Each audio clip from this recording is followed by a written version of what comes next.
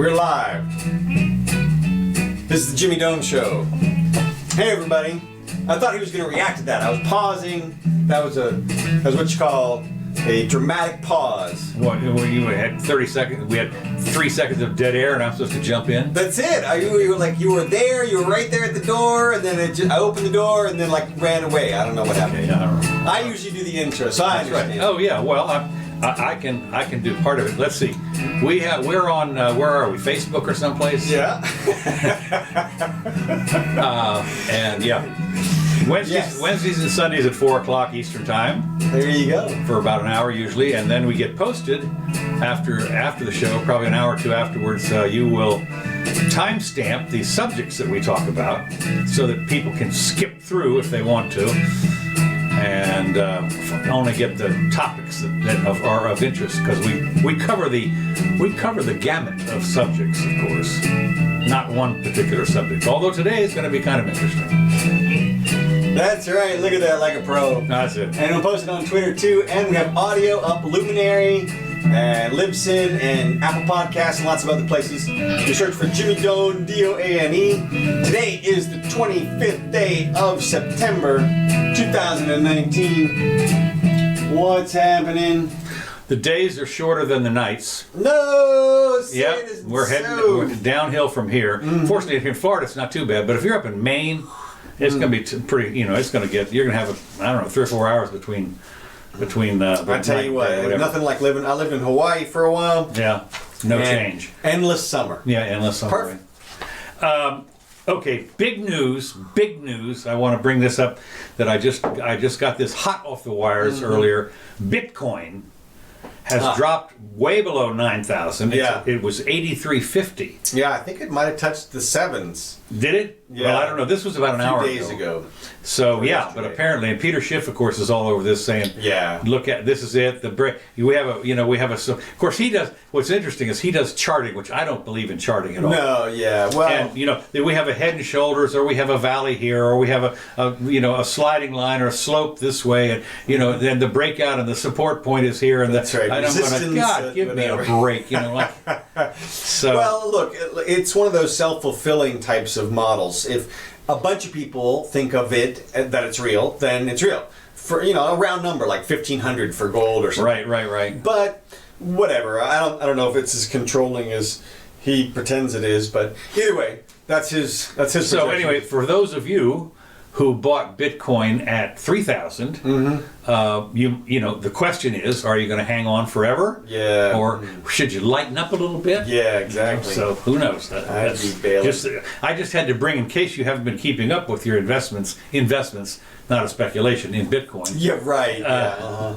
So it's the biggest gambling thing ever, but it's fun because of the swings. Yeah, right. That's right. It is. It is. What do you call it? It's like gambling. I mean, just like it's totally gambling. like gambling. Yeah, it's great. I mean, it's a little bit different, I guess, but because you think you have something there, but when you think about it, if you play the wheel with the numbers through 36 and the 2 and the 0 and the double 0 roulette. Yeah. Mm-hmm.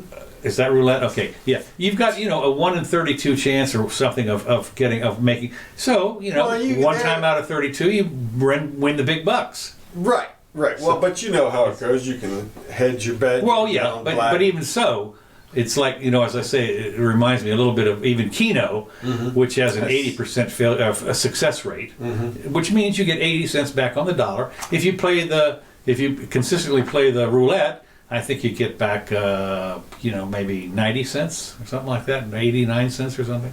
Okay, anyway, enough for gambling.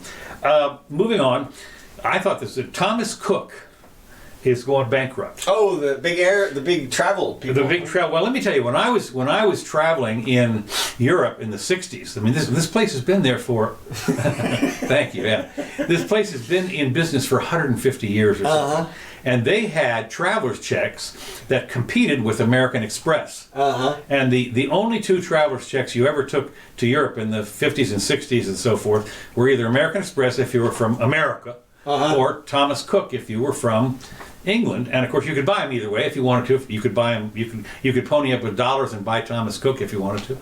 But they were a little bit better because they didn't charge quite as much for the redemption or the charge on them.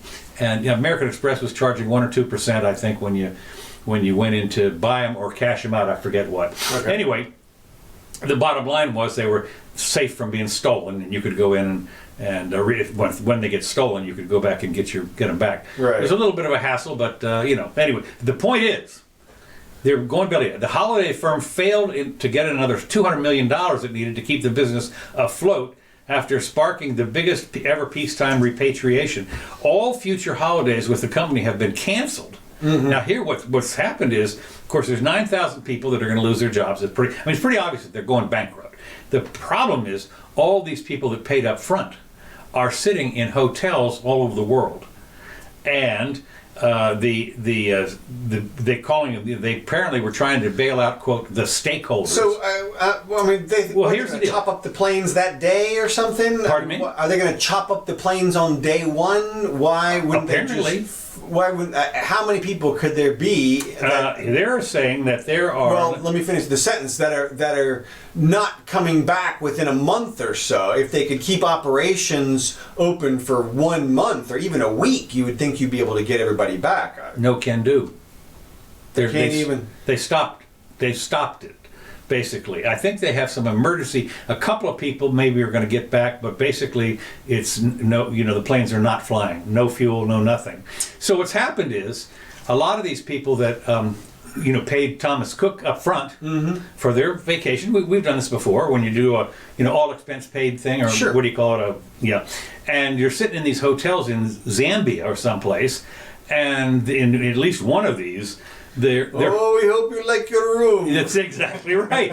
Unless you, and of course I don't know if your charge card is no good or something like that. But I mean, bottom line, they may have paid a couple $1,000s to go down there, and the hotel is now sitting there saying we're not getting reimbursed for this, so you can't leave. They literally posted guards at the door saying you cannot leave until you pay us. Again, basically what it amounts to. Yeah. And so they're literally being held hostage. And this is in a lot of places where you're really not, I thought I'd go on an exotic African tour. Yeah, it's exotic, all right. So you're saying that not only have they shut down operations, but they've stopped paying all of the hoteliers that they booked? Yep, everything. And your meal tickets and everything. Crap. Yep, that's right. So apparently it says here, they tried to get lending, and they needed a $1.1 billion to keep the doors open, and the lenders who had for the last 6 months or so to get them through the summer season, because they figured to make a lot of money in the summer. Yeah, they ponied up and kept them afloat. August is their big month. Whatever, and here we are in September, and no more money, no mas, whatever it is.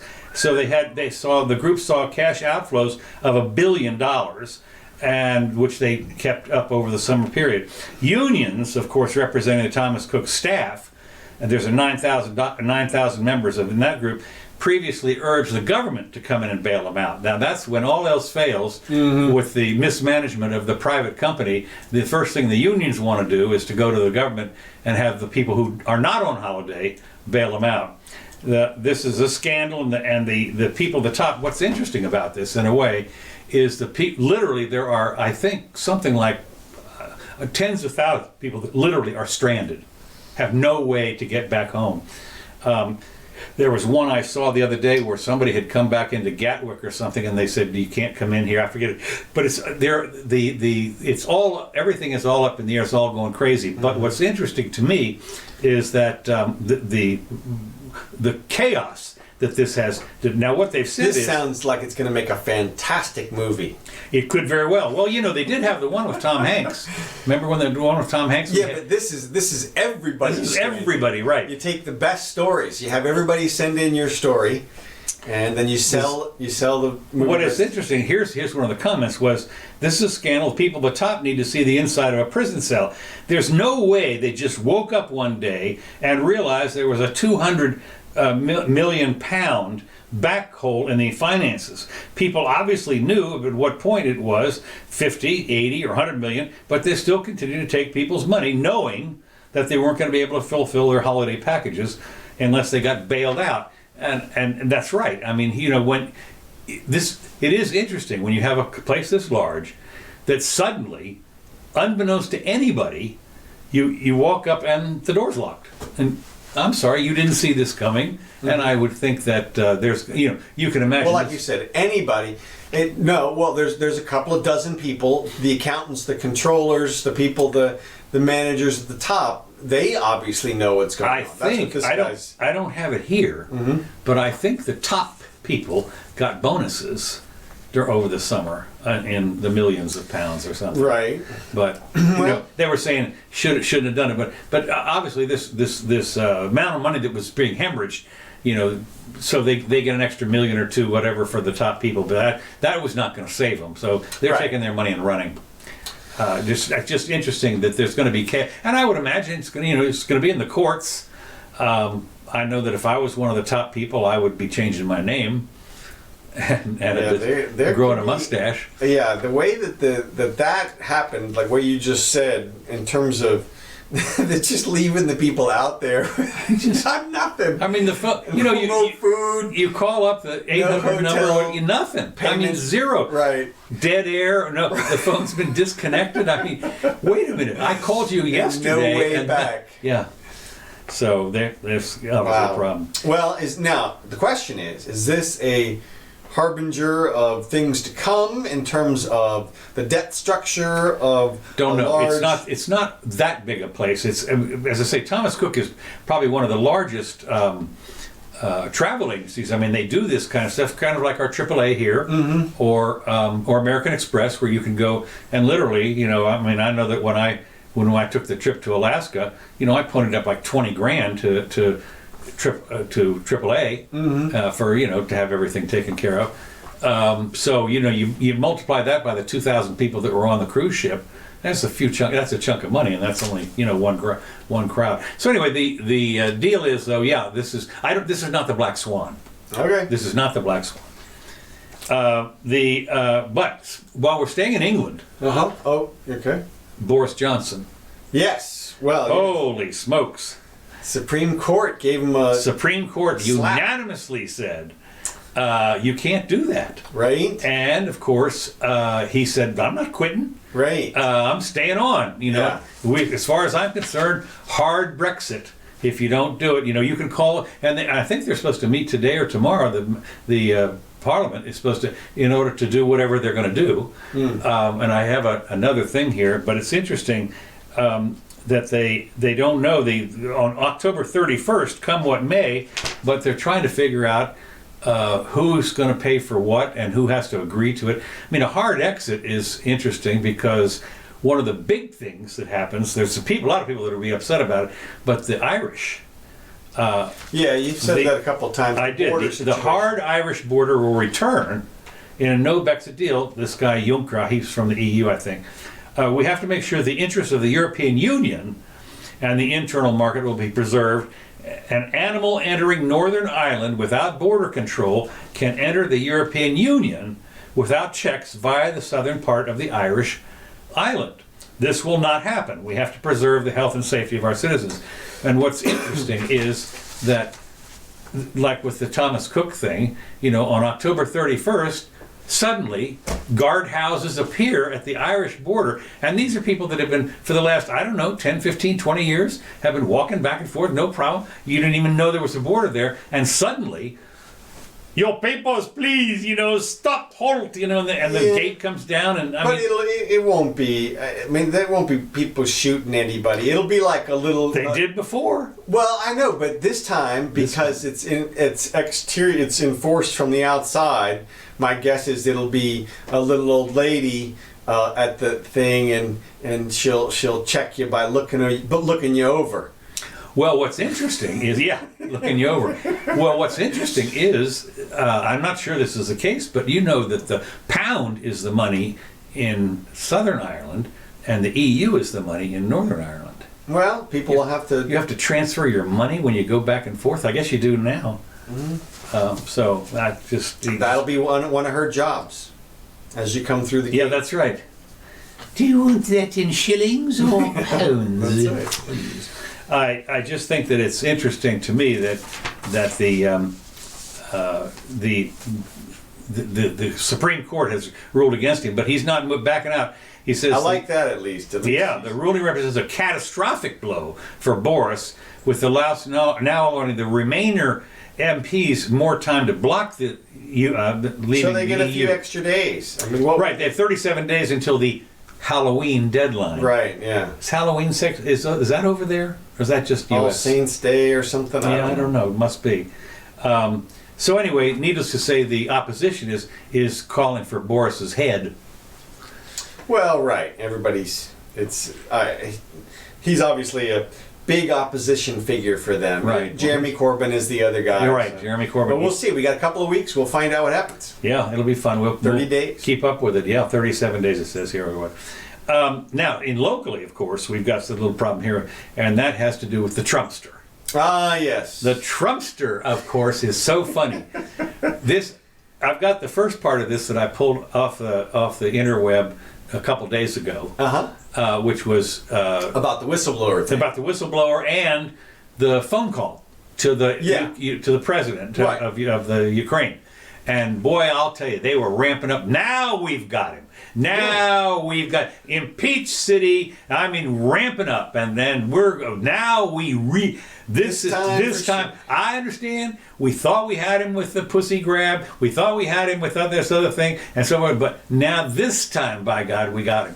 So I think that this is it was inadvertent, but it turned out to be a smart move on the Trumpster's part because he trolled him. I mean, there was no. He said they said we want to know about this. We want to know this. This has the same thing they did with the stuff that came out from Barr. The Mueller report. The Mueller report, right? When they're sitting there saying, well, what's in that? We got to know. So here it is. So now that apparently the transcript of the phone call has been released, right? And it was nothing. I mean. Well, it depends who you are. This is one of those. This is two camps. There's people who everybody's, oh my God, can you believe what he said in the transcript? And then the other people are, what did he say? Where is it? Well, they thought the big deal was, they thought it was a quid pro quo. Well, that was the big deal. The serious people on the right. Serious people were saying, if it's a quid pro quo, that's a problem. Well, no, but the lefties were saying it is. It looks like it's a quid pro quo. We're going to impeach him because of this. You don't do this. You can't offer. But they're not saying that stuff anymore. No, but they have to back because literally they were saying this is the reason we're going to impeach, and then suddenly their reason disappeared. But they can't. They're saying, well, we don't care. It's still bad. It's still. Yeah, well, there's a whole bunch of them that have come out today and said, or in the last 24 hours, and said, it's even worse than we thought. Look at this transcript. It's even worse than we thought. Really? Yeah, because they're convinced that asking a foreign power to investigate your political opponent is a crime. Actually, it was the Sun, right, that they wanted to investigate? Well, no. Or was it Biden? Yeah. Or the son Biden. I don't know which one. Might have been both of them. Well, he just says Biden. That's true. It might be the son. The son who was on the $50,000 a month board of something on the gas company over there, which is okay. Right.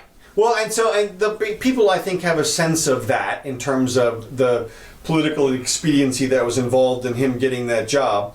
But the big problem that the Democrats have with this whole thing is that it's not a legal standard, impeachment. It's a constitutional thing where the stupid words are in there that are right next to each other that don't mean the same thing. It says high crimes and misdemeanors. We've talked about this. That's like saying murder and petty theft. Okay. They don't go together. And so it ends up being a public opinion standard. So you have to ask yourself, how does the public feel about this thing? That's why Nancy's out there going, well, the public can understand this charge, which is improper influence. So you got to ask yourself, what's the worst way you can spin it in the press, right? Like, he rigged the election. Well, they just took a swing at that one, so it doesn't have a lot of weight. But so the problem that they've got is that the worst thing they can say is that he solicited an improper investigation. And the problem is that an investigation doesn't ring as a negative thing. It's like it rings as a legal thing. Mm-hmm. Like, that's something you do to enforce the law. That's not a crime to start an investigation.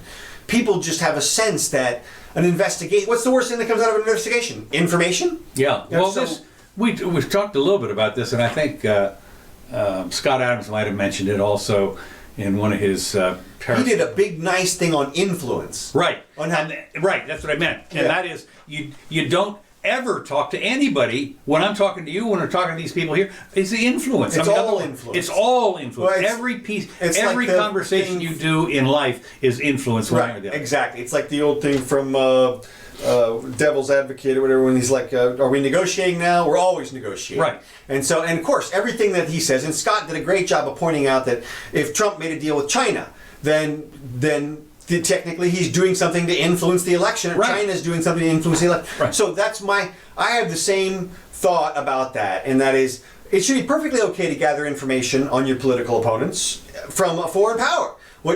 Because they should be able to withstand an investigation. Sure. What you don't want is them breaking the Didn't do law. anything wrong. What's the problem? Well, it's not I that. know, but I just. Yeah. But what you don't want is them breaking the law for you. You don't want them hacking into somebody's server or something like that. So we talked about the gray area last time. If he were to say, for example, I want you to kill my political opponent, then clearly that's something that's impeachable. I'm just kidding. Well, yeah, but it's totally different from investigate, and Yeah. and the people have a sense of that, I think, and they're not gonna, I don't think, support. Well, impeachment remember on now, this if you get one of the things that happens is once you get the quote people on one side or the other, that's all 100% political. That's right. Which That's what I'm means saying. there's no rhyme or reason for it. It's just Right. political. Well, that's what It's- that's what the constitutional standard for impeachment is. Right. It's just entirely how much can we make people believe one way or the other. They can impeach him for sneezing if they want to. Yeah. If they call it a high crime or a misdemeanor, but the question is, are they going to be rewarded at the ballot box or Probably punished? not. Well, yeah, I don't see any. I just look on the Twitter or whatever, and you can see it's both sides, two camps. So if it's two camps, that means it's not unanimously one camp, right? Well, you do have the ones that are hyperventilating on this stuff. Right, but And- they seem to be sort of equally spread. If you're Okay. already in the right camp, then you're hyperventilating one way. If you're already in the left camp, you're hyperventilating the other way. And so, but to me, that says not everybody is in one camp. Not everybody wants him No, that's impeached. for sure. Well, of course, yeah. Or that's, not That's enough, right. you know. Anyway, so Pelosi scheduled a press appearance at 5 p.m. directly after her caucus meets on impeachment, and she prepared to announce a formal impeachment inquiry. Well, of course, what she did was she straddled the thing. She said, we're thinking about putting this inquiry together, but we haven't, she satisfied both of her bases apparently, because we're going to put together an inquiry. But an inquiry is not an inquiry is not an inquiry is not a vote. It's not a vote. Right. It's not filing the articles. Right, it's not filing. Yeah. So anyway, but what they did do is, I like this. Party leaders discussed creating a select committee. Now, this select committee, these are top people. Right, and look, this will be balanced and fair. Well, this for is sure. different from this is not the Judiciary Committee, who's the one that's supposed to do this, but now we're going to have a select committee. Right. That is going to do this. So I thought that's, I just think. So anyway, what happened, of course, was that Donald released the entire transcript, and it was... Well, I've heard that wasn't a transcript, but that was notes. Well, it could be, again, one of the things first thing I heard was, well, that could have been altered. Sure. And I'm thinking, well, look, what do you It's want? coming out again in another 24 hours. Well, what I'm saying is they have the actual recording. Right. And that could have been altered too. Well, yeah, the deep fake thing. No, look, at some point... Seriously, what do you... Well, like you say, I don't know if it was notes or not, but certainly... certainly. Look, you have to assume a certain amount of factual information and evidence. Yeah. That's just what you do. And, we're going to take it for granted that that thing is accurate at this point until otherwise. If we get a report that it's not, then we'll weigh that against... Well, weren't there other people in the room or something? There were people on both that's sides what of the I was about to conversation. say. Of course there are. There were people look, in the Ukraine. You've seen West Wing, Yeah, right? yeah. You know how these conversations go. Right. It's the president. He's sitting there with Toby. He's got Josh in the room. Yeah. And what's her name? podium, and they're all standing around, and the secretary, and then there's a technician or a guy there from intelligence, right? The guy who's putting the call together. Well, and then right, because they're also, and then of course it's on a speaker. It's on a speakerphone, and they're talking to another guy, right, who's on his speakerphone, right, and you can look in the video, and they got his people. Well, and then you're right, and then there's a translator, right, for both sides. Okay, so there's 7 people on each side. There's got to be 14 people. That's the only way that, because otherwise we would know the identity, I think, of the person who told the whistleblower. We now know the whistleblower didn't actually hear anything, right? Which is interesting because that's obviously makes it hearsay, right? Which wouldn't even be admissible. You don't. Why would you count that as blowing a whistle? Well, that's maybe why his situation didn't come to light exactly the way that everybody thought it would. That's maybe why intelligence jumped in and said, "Hey, that's not blowing a whistle. That's starting a rumor." Because I don't know, whistleblower may have to have some first-hand knowledge, or they may have to have learned the information in the course of their job. And right. Well, when you look this person, since as a person who talked to the witness, wouldn't have learned in the course of their job. That would have been a leak. Yeah, I don't know, but it's interesting because when you look at not Assange, but the other guy who's in Russia, Snowden. Yeah, I mean he was direct. He saw the stuff himself.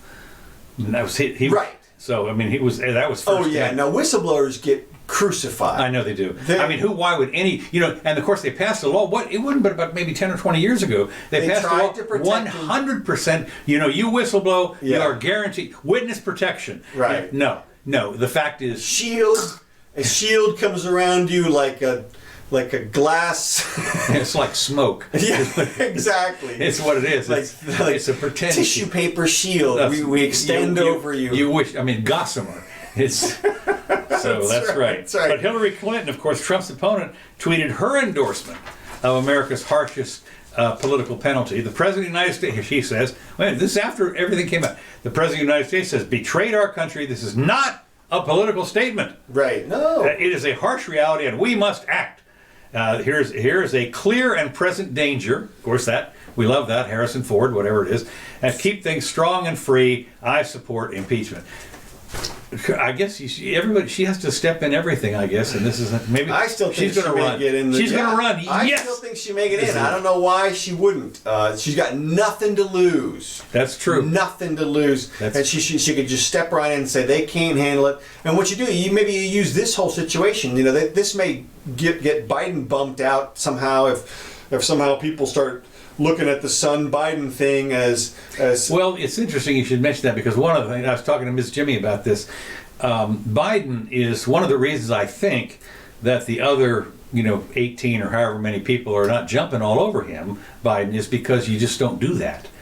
This is like, well, look, we're all running for the presidency, and if I sit here and start to say really nasty things, I don't know. I've seen opposite theories which seem more believable to me, which is that the progressive wing of the party is fine with this narrative coming out right now because it will damage Biden. Okay, well, the other thing is, of course, there's going to be the loose football on the field again.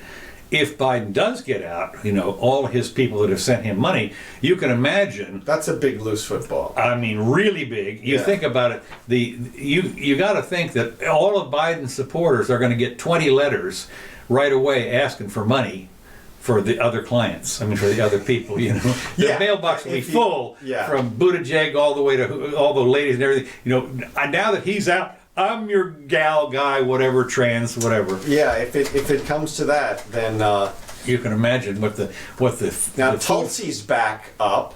Oh, is that right? You saw that? Yes, yeah, she's now qualified for the next debate. Really? Yes. Is that in October? October 15th. Okay. I think. So we'll all see. right. Yeah, and then you saw, of course, Warren. Since last we left our heroes, Warren has sort of supplanted Biden in a couple of the polls. And where it matters, in Iowa. Okay, if you say so. And her big... she's apparently... The latest plan I've seen is the 2 cents chant. You've heard that, right? No, I haven't. Okay. Oh, yeah. No, tell me. You love this whole analogy here. She said for just 2 cents, she's going to fix it all. They did that here. Oh, I know. they had a penny. They were going to have a penny sales tax for the schools. That's it. And the whole thing was a penny. That's it. Of course, I wrote him a letter and taped a penny Here to the you letter. go. I said, "Here's mine. I'm in. Yeah, I'm in. Here's mine." That's right. I did my part. Yeah. Well, and it is exactly the same analogy. She wants 2 cents on every dollar every year above like 50 million. Right. Well, she's not the only one. I think Bernie is also. Well, Bernie saw that and he's like, hold my beer, okay? Let me show you what socialism looks like. Right. And he came out, and Bernie now has a plan where he has progressive taxation from anywhere from 1% on people that are down around 23 million or something, up to 8% per year for billionaires. Per year. 8%. And of course, the question you have to ask yourself is, how long are you going to stay a billionaire? I did a little math. Oh, did you? Okay, yes, good. Very little math. Here it is, right here. Okay. And you can see that in 9 years, you're down to 47% of your wealth. And this is not a hidden feature, okay? A hidden bug. This is a feature. Yeah. This is Bernie's method of transforming the economy. Really, truly. Right. He doesn't believe that there should be billionaires. Right. Well, I noticed that there. And this is the plan to take their money. If you can get half the money in 9 years, it's going away very fast. In no time, literally, the money from the rich will be transferred to the government. And of course, they'll spend it wisely. Well, yeah. They're good for the working people. This Right. now, it'll be interesting to see. The crappy thing is that Bernie believes that. He's a true believer. He says billionaires should not exist. I know. See, he's a true believer, so he's going to sound sincere at every turn. The only thing we can hope for is that his revelations and confessions about the direction that he wants to go and how we get there are going to conflict with the models that Elizabeth Warren presents to the people as her economic plan when she comes out and says, I want the same thing he does, only mine's not going to cost any money, or whatever she says. And they're going to run up against one another at some point. Well, it's interesting because he talks about you're going to tax their extreme wealth. Right. Which he's defined, they got the levels. Yeah. And, you're not so extreme here, so you only get 1% and so forth and so on. What I find interesting is if you look at a place like Zimbabwe, mm-hmm. and, you tax the billionaires, which means you're taxing everybody because, you get paid, $20 billion a minute down there. I mean, what I'm saying is when you have inflation here in the United States, and a billion is not a billion anymore, a lot of the stuff when you look at you mean people that have gotten to be millionaires, for instance, recently in the last 10 years or so, they're not worth any more on purchasing power. It's just that the inflation has driven up their assets. Well, to some extent. I mean, we know what the rate of that is, and you're right. I mean, some people inflate their way into that, and I think your point is that whoever he's targeting today in terms of the lower end, those people below that will quickly find themselves qualifying as rich. Right. And before too long, everybody will be paying. But Bernie doesn't mind, and he's okay with that. That's the whole point, is that he really believes that's the way forward. He really believes if they just put it in his hands, that he will spend the money wisely. Right. He'll give the people food and housing and college and circuses and bread. The interesting part on this, of course, is you can always trust the government to do the right thing. I remember when they first passed the income tax in 1913. The deal was only on the rich, 2%, and back then it was like over 20,000, which is 20 million a day, and they would have a marginal rate of 1 or 2 or 3%. Well, of course, the First World War comes along.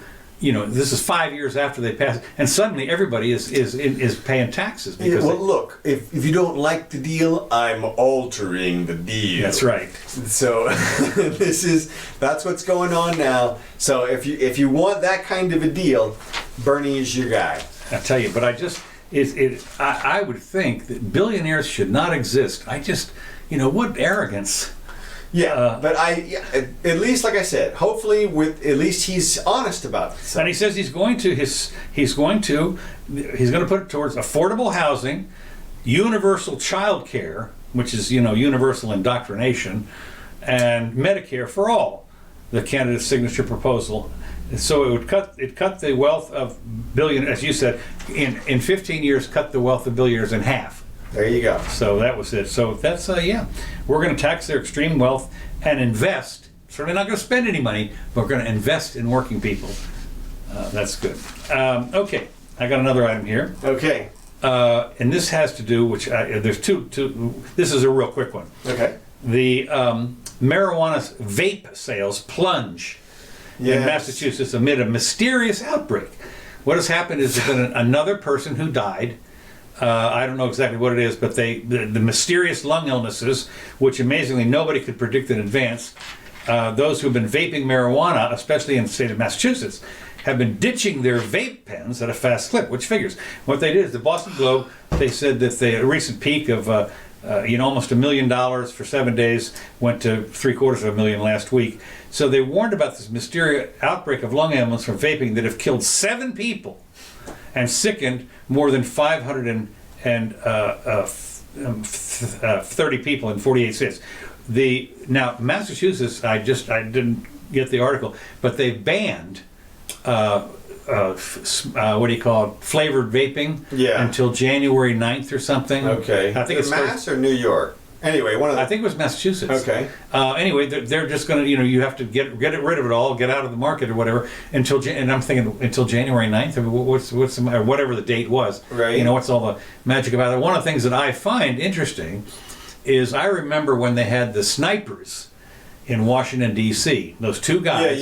Lee Malvo and whoever they Boyd. were. And what happened was nobody, this is the population of 1 million people, 2 snipers, and it was random, but nobody was going out suddenly. I mean, nobody was going to the gas. They were panic stricken to even go get gasoline. So you're saying two incidents and people are dumping them like flies? Right, exactly. See, I think this is propaganda. Do you? Yeah. Really? To me, when I see all these reports about the Juul stuff and all the sales plummeting and the bills that are being passed, I think to myself somehow Big Tobacco has gotten involved and said, look, we cannot have them move into the industry this fast. Because to me, vaping is moving into their space very, very quickly. Yeah, obviously, yeah. No, there's no question about it. Well, what's interesting to me, of course, is I would think that the states, although Massachusetts, if Massachusetts is going to ban the vaping, these people that are going to want a nicotine are going to go now buy their $8 pack of cigarettes. Well, exactly. So it pays Massachusetts and New York to ban that stuff because they get $5 or $6 the tobacco executives pointed that out to Massachusetts. Guess what? Hey, you want to make a little more money? You can. Hey, you scratch our back. Hey, we scratch yours. So exactly. That's to me what this seems like. Okay. Because we keep hearing about these quote unquote mysterious illnesses. Yeah. What the hell does that mean? That means there's no information about it. Okay.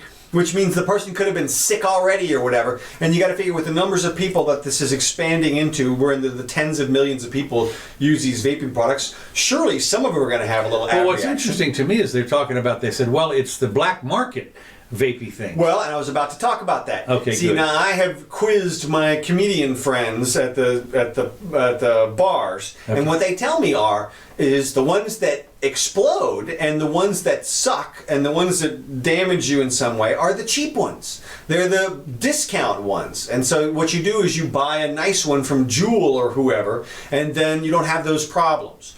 So quality counts. it does in this space. And the product is a little bit too advanced to be just copying willy-nilly. So apparently, allegedly. So that makes a lot of sense to me. I have to believe that people are still going to move into the space very quickly because it just appears from the outside world, from the advertisements and the people that you see on the streets, that there's more panache associated with the vaping than there is with smoking. Well, the thing about the vaping, I mean, when you think about, as a former smoker myself, I can tell you, it's messy. You know, you got ashes, you got ashtrays, you got put stuff out. Your hands stink all the time. There's a lot of collateral damage. Exactly. And with vaping, it isn't. And people have gotten used to not having the smoking being present. Right. And the vaping is taking over. And of course now there's a proliferation of not only the flavored things, but the marijuana things, and also the CBD capulets. Really? Yeah, which is basically just the marijuana without the THC in it. Okay. So, but it's almost like smoking some sort of medicine or something. Yeah. But all those things I think are going to supplant the tobacco industry. And when you compare the deaths, it's not even there's 20,000. There's 20 or 30,000 a year in tobacco. At least, yeah. At least that. I mean, at least that, like a direct. So but of course, if you when you think about it, you say, well, it takes 30 or 40 years. Okay, well, divide it out. And the point is that all of those people, that's on a per year basis, it's still thousands. Yeah, and look, don't get me wrong. I still think people should be able to do whatever they want. Yeah. That's your own deal. But to take away an alternative like the vaping thing, which I think could help a lot of people switch, as you discussed before, a little bit of a physical thing to do with your hand or whatever, and the whole operation may be more easily supplanted. Well, the thing that gets me, of course, is the advertising when they say, well, you can stop smoking, you get off cigarettes with it. Right. Well, maybe, but it's still addictive. I mean, if it's nicotine. Well, they do put nicotine in a lot of they those do. things. That's what I'm saying. So that's, you're not getting rid of your addiction. I can tell you from personal experience, one of the things that when I was trying to quit smoking, I went into the store and got the little patches or the gum. No. That doesn't even begin to, I'd cover myself with the patches and still go have a cigarette. I mean, the problem, right. The problem is that it's an addiction. I'm telling people this all the time. Well, there's a lot more things in the cigarette than there right. are. Oh, there are, and it's funny because I remember this was a number of years ago, but I could certainly tell the difference between them, but the point being that the cigarettes, what I found out was there's only one way to quit. I'm sorry, folks. There's only one way to quit. Right. Cold turkey. Mm-hmm. And if anybody tells you, if anybody thinks that little stuff that you bought at CVS, the little patch is going to help you, no. Mm-hmm. Give it up. Well, okay, we can talk a little bit about Gretta. Yes. We love Gretta. Climate fiasco. Oh my gosh. Well, she what I thought was interesting was she was crying. Yes. Crying yes. in front of the UN. A 16-year-old crying. Yes. She may be the brightest person on the planet. Don't get me wrong. She seems very bright. She seems very bright, and I'll tell you, they are saying that she's mentally ill because she's autistic or something. No, I'm sorry. That's bullshit. That's bullshit. What do you mean? Well, the fact is that she considers it her superpower, and I'm with her. Well, let me explain that superpower in that particular mental illness. Okay. This is why it's particularly egregious from my perspective. Everybody falls into two camps on Gretta at this point. She's either a prophet or a prophet. Seriously. Okay. Or she is a abused child. Okay, right. And to me, it's the abused child, and I'll tell you why. What she suffers from is Asperger's. Right. And this is her particular style of it. Apparently, is one in which I'm a little bit familiar with. We used to have a guy at the Comedy Store in L.A. who suffered from this, and his bit was, "Ask me anything, and I can't lie." Okay, and this was Josh from the Comedy Store, and so you would ask, the people would shout out things, and he would answer, and his whole thing was, I cannot lie, so ask me the most ridiculous things you can possibly ask me. She falls into the same camp. She's very, very frank, if you notice. Okay. And that is a part and parcel to her situation. The things that she says, she's not saying them to be dramatic, or because she thinks that they are poetically accurate. She's saying them because they are in her mind literally correct. Mm-hmm. They are exactly correct, and so it's tragic when you see her. She said, "Look at these things that she says." She says to them, to the room full of UN people. She says, you've stolen my childhood and my dreams. Right. And they cheer. Right. Okay? Now, yeah, exactly. In her mind, she's not trying to be persuasive. She's literally telling them that. Mm-hmm. And they're cheering, which has to be very disturbing to her, because there's only a couple of ways you can interpret that. Yeah. Either these people are cheering themselves for having stolen your childhood. Yeah, well, that seems a little harsh. It does, but or the only other interpretation is that they don't understand they don't have the courage. This is what she says it is that these people that she's talking to don't have the courage to act. Right. And she blames them. She says, ecosystems are collapsing and people are dying, and they cheer. And it says here, she's talking to the people. Yes. You're still not mature enough to tell it like it is. Right. In the eyes of future generations are upon you. That is a literal interpretation of how she feels. Okay. And so it is, and that's why she's crying, because she doesn't think people are mature enough. She doesn't realize they've made a conscious decision not to go along with her, the people who are against her. She just thinks they can't, which is like, it must be just incredibly difficult to accept. Well, she's not accepting it. Well, I mean, that's why she's in tears. Yeah. And it's tragic, I think, that they're trotting her out like this. I mean, look, clearly, as bright as she is, she's not a scientific prodigy or anything. No.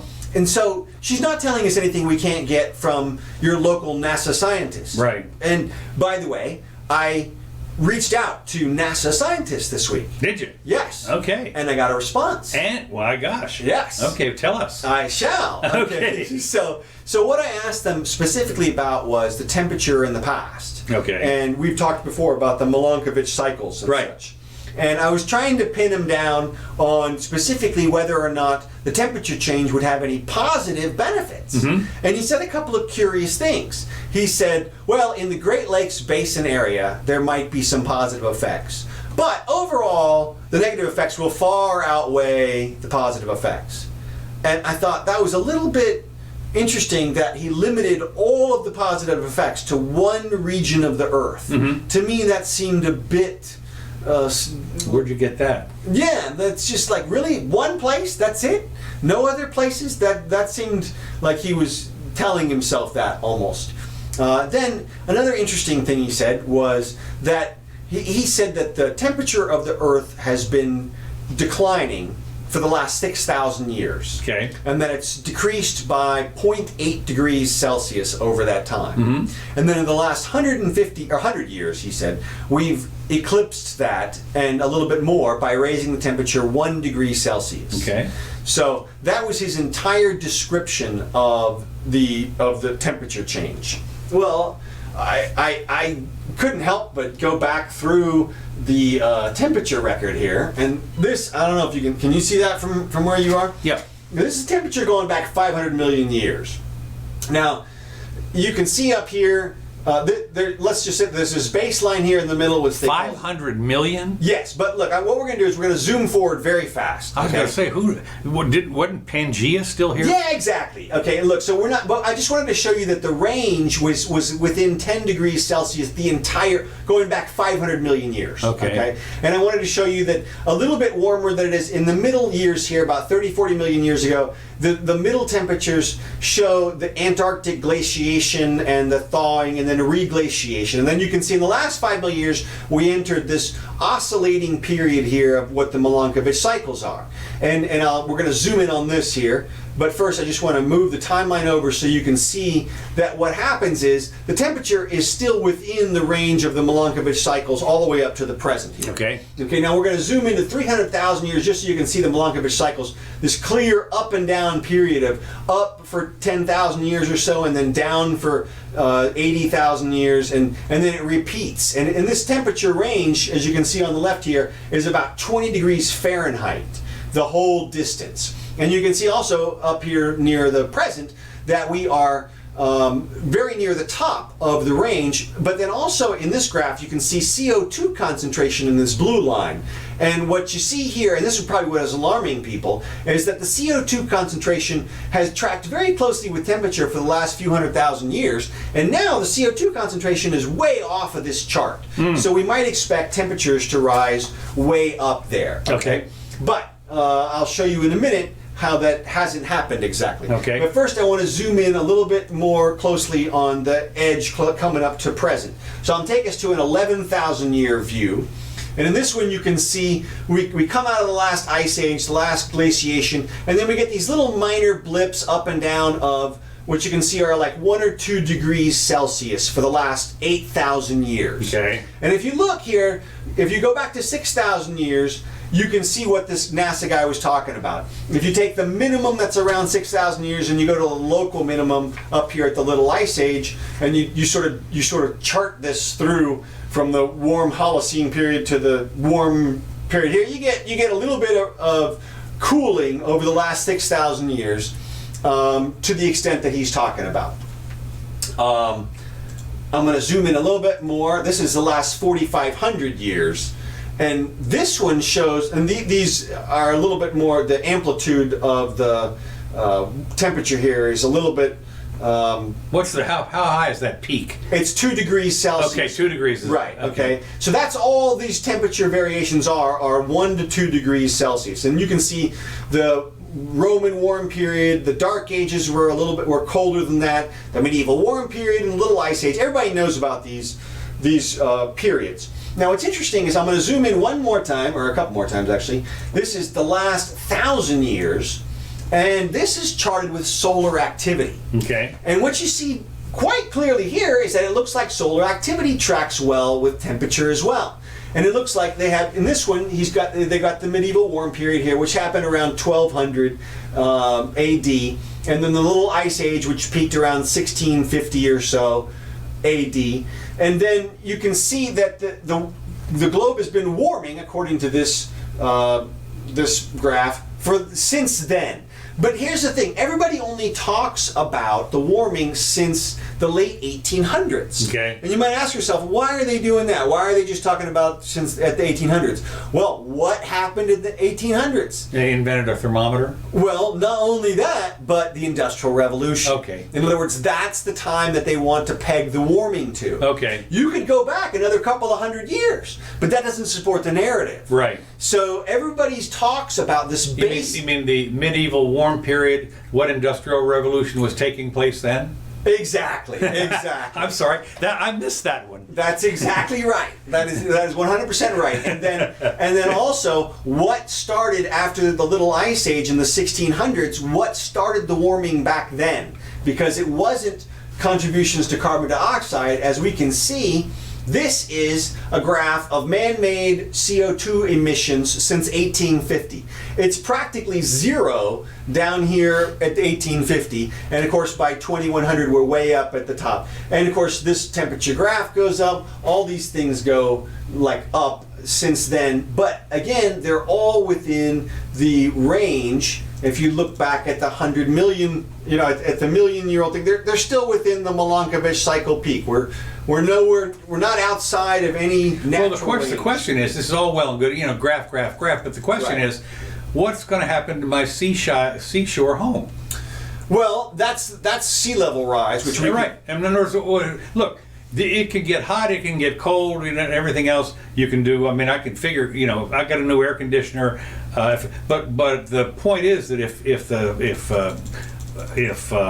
Delaware starts to be flooded, or like South Florida suddenly if the Gulf comes into overflows Lake Okeechobee, that might be something you worry about. Well, I have to agree with you there, and unfortunately, the image that I have for you there is this one, which is Florida during the last interglacial period, which is the last warm period.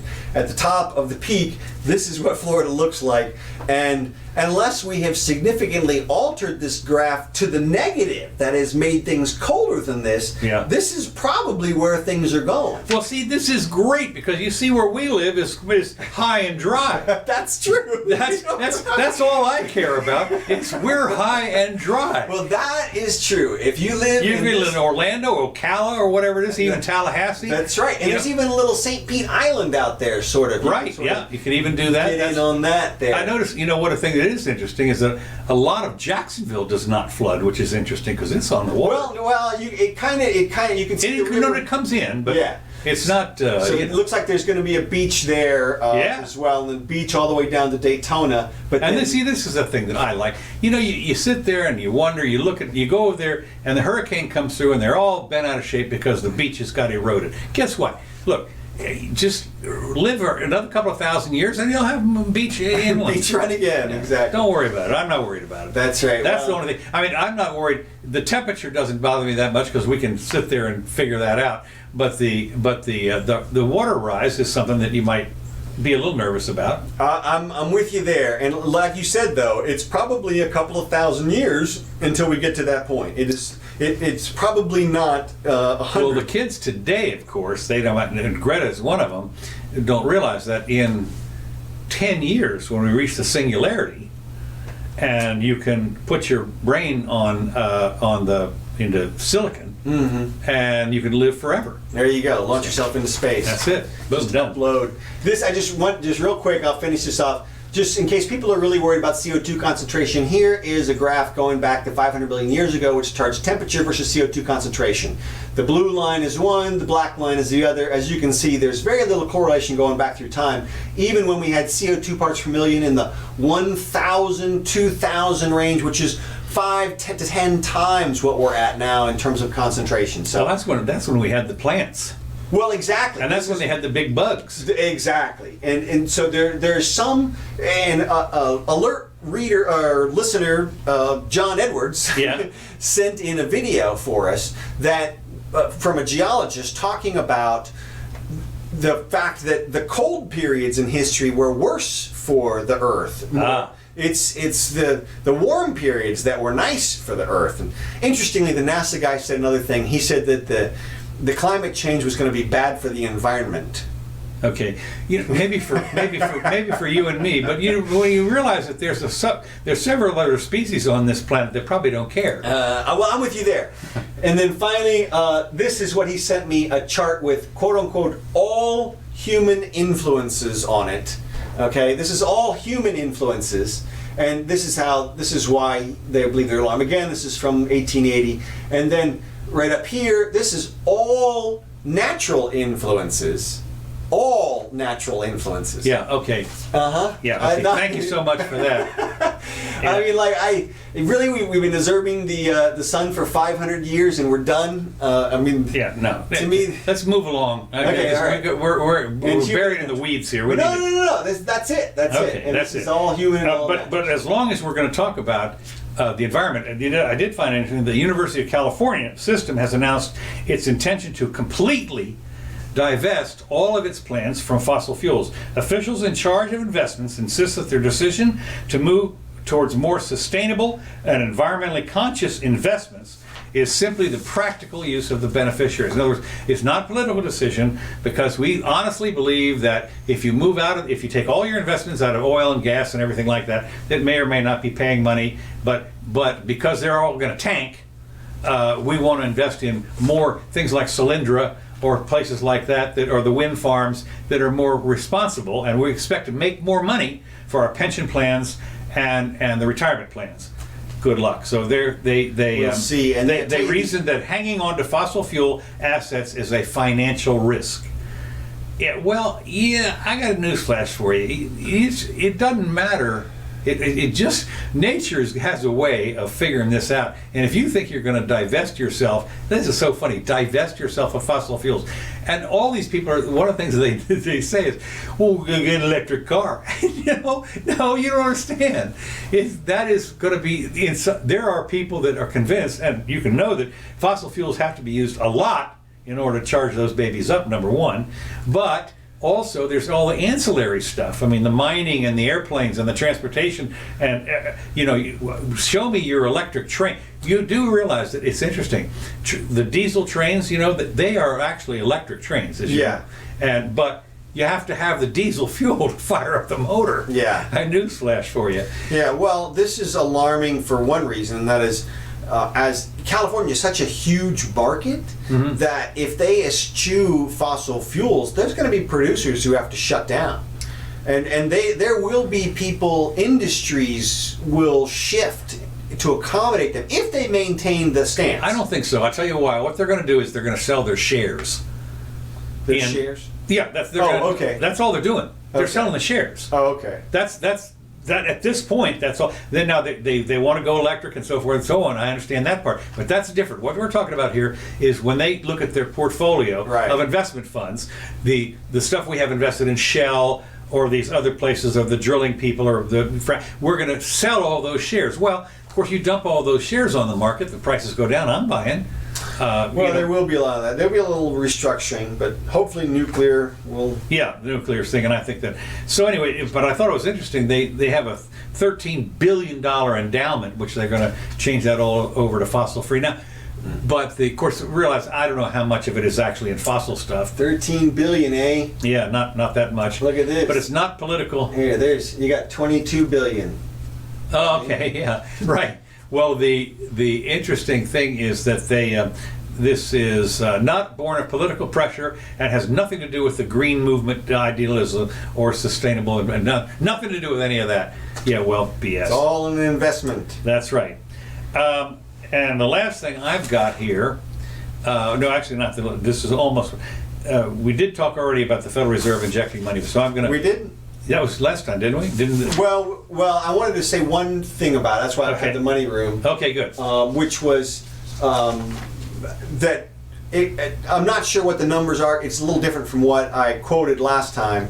And I think you pointed out they're doing 30-day or 14-day loans of 30 billion, and also daily injections. Right. But a lot of people are not panicking at this point. Right. But we'll see. But the one thing I wanted to say about the banking was Danish banks have instituted, or they've lowered the dollar amount that you have to have in your savings for them to start charging you interest. Really? And so they are charging all their depositors with more than 100,000, the equivalent of about 110,000 US. Okay.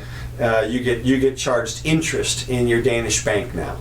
And I guess it's good news for the robbers because people are going to put it in their mattress. Right, exactly. That's exactly. I'd want to be in the safe business. Yeah, I want to be in the safe business in Denmark. Serious. Put your money right here.